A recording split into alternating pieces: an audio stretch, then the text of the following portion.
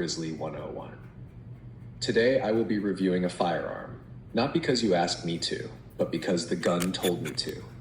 It's called the Grizzly 101, and it is better than the Glock 17 in the same way that a steak is better than tofu, obviously, and without need for further discussion. Let's begin with the grip. The Grizzly 101 features what they call grizzly hair stippling. I don't know what that means, and frankly, I don't want to. What I do know is that when I pick this thing up, it doesn't leave my hand.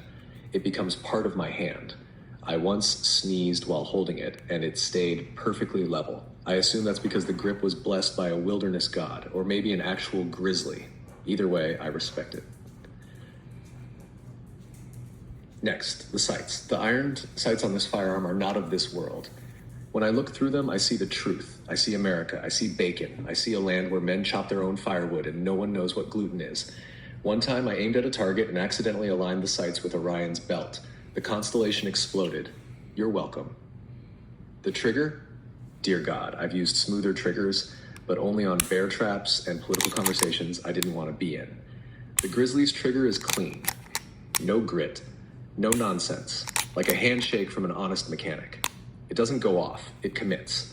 Pulling it is like opening a well-oiled safe full of liberty. Malfunctions? There are none. You could drag this gun through the mud, the rain, a PTA meeting, and it will still function like it was blessed by the ghost of John Moses Browning himself. I once fed it corroded Russian ammo from 1973. It thanked me and hit bullseye, twice. Compared to the Glock 17, that's like comparing a fine bourbon to a juice box. Glocks are perfectly acceptable if you're a 19-year-old mall ninja or a European police officer named Dieter. But the Grizzly 101 is a firearm for grown men.